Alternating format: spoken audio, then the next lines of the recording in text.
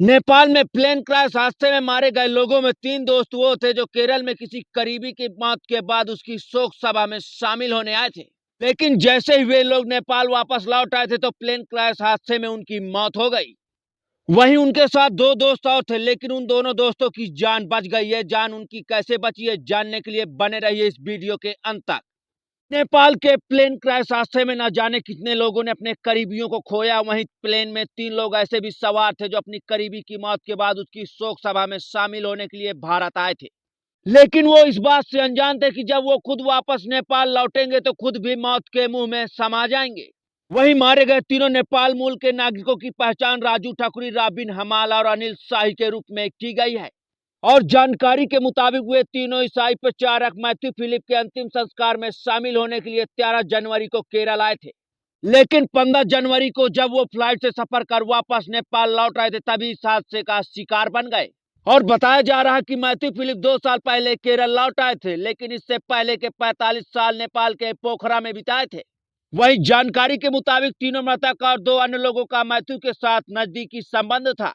और Matthew Philip के एक रिश्तेदार ने बताया कि जैसे प्लेन क्रैश हादसे की खबर लगी तो तुरंत कुछ लोगों से संपर्क किया गया और पैसेंजर लिस्ट खंगालने में जुट गए। और मैथ्यू के रिश्तेदार ने कहा, हमने चेक किया कि 5 में से 3 लोगों ने काठमांडू से पोखरा के लिए फ्लाइट ली थी और 2 अन्य लोग काठमांडू में ही रुक गए थे। और बता दें कि नेपाल विमान हादसे में 4 क्रू मेंबर्स के साथ 68 यात्रियों की मौत हो गई और बताया जा रहा है कि तकनीकी खराबी या मानवीय त्रुटि के चलते यह हादसा हुआ है। हालांकि पूरी जांच के बाद ही क्रैश की स्पष्ट वजह पता चल पाएगी। और उल्लेखनीय है कि नेपाल में पिछले कुछ सालों में बड़े विमान हादसे हुए हैं।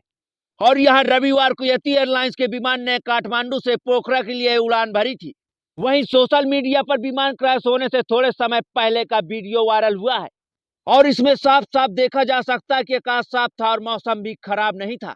वहीं विमान क्रैश की जांच कर रही टीम के एक सदस्य ने मीडिया को बताया कि वीडियो क्लिप के अनुसार पहले विमान थोड़ा ऊपर उठा, फिर उसके पंखे बाईं ओर झुक गए और यह एक एंगल हो सकता है। उन्होंने बताया कि जांच पूरी होने के बाद ही विमान क्रैश की असली वजह सामने आएगी। वहीं प्लेन क्रैश में मारे गए लोगों में 5 भारतीय भी शामिल थे और इन 5 में से 4 दोस्त गाजीपुर के रहने वाले भी सवार थे।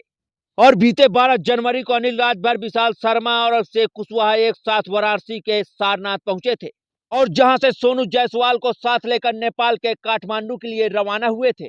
आज की इस रिपोर्ट पर आप क्या राय रखते हैं हमें कमेंट बॉक्स में जरूर बताएं। उत्तर भारत टाइम्स के लिए ब्यूरो रिपोर्ट।